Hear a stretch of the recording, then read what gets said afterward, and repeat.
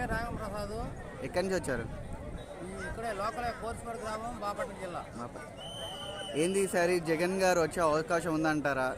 మీరందరూ నమ్మకంతో ఇక్కడ సిద్ధం సభ దాకా వచ్చారు, అన్ని ప్రోగ్రాంలకు వెళ్తున్నారు. ప్రతిపక్షాలేమో జగన్ వచ్చారు ఈసారి ఎన్నికల్లో చిచ్చుచిత్తుగా ఓడిపోబోతున్నారు అంటున్నారు. మీరేమంటారు? జగన్మోహన్ రెడ్డి గవర్నమెంట్ ఫామ్ చేసి 2024లో మే 31 వైజాగ్లో ప్రమాణ స్వీకారం చేస్తాడు. ఎందుకంత కాన్ఫిడెన్స్ మీకు? కాన్ఫిడెన్స్ అంటే జగనన్న పెట్టిన పథకాలు అలా ఉన్నాయండి. జగనన్న గోరుముద్ద, జగనన్న విద్యాయనం, జగన్ వసతి దీవెన, జగనన్న చేయూత, జగనన్న చేదోడు, వైఎస్ఆర్ రైతు భరోసా, ఎన్నో పథకాలు పెట్టాడు.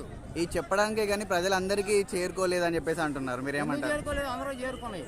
ప్రతి మన ఆంధ్రప్రదేశ్ మొత్తం మీద ఈ కోట్ల మంది జనం ఉన్నారు కదా, ప్రతి ఇంటికి పథకం చేరింది. ఆ పార్టీ ఈ పార్టీ అనే విభేదం ఏమీ లేదు.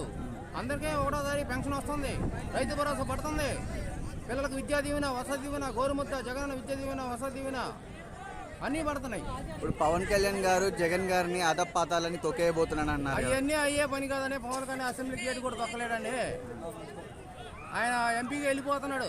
సొంత చెల్లెల్ని ఏడిపించాడు. అసలు జగన్ ఏం మనిషిని అంటున్నారు. ఇవన్నీ మామూలుగా ఏంటంటే ప్రతి కుటుంబంలో ఉండే ఇవన్నీ మామూలుగా అవన్నీ మనం అనుకోకూడదు.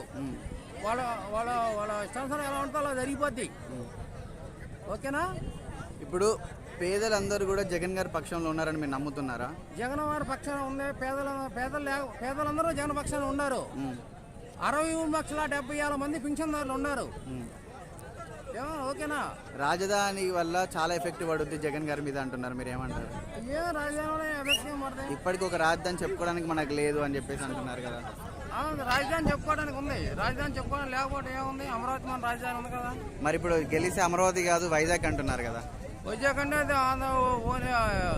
ఇంటర్ సిటీ కాబట్టి అక్కడ చేసుకోవచ్చు. ఏమైంది? రాజధాని ఒకప్పుడు చంద్రబాబు నాయుడు గారిని గ్రాఫిక్స్ అన్నారు. ఇప్పుడు ఇదే ఎన్నికల ముందు సేమ్ జగన్ గారు కూడా కోడికత్తి గ్రాఫిక్స్ అని ఒకటి వీడియో రిలీజ్ చేశారు వైజాగ్ అంటున్నారు. మీరు ఏమంటారు దీంట్లో?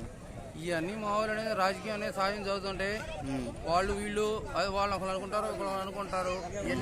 ఇవన్నీ కాకుండా టోటల్గా రోడ్లుగా ఒకటి చేత నేను జగనన్న వచ్చేది ఖాయం. 2024లో జగనన్న సీఎంగా ప్రమాణ స్వీకారం చేయబోతున్నాడు కాన్ఫిడెన్స్ గా. ఓకే.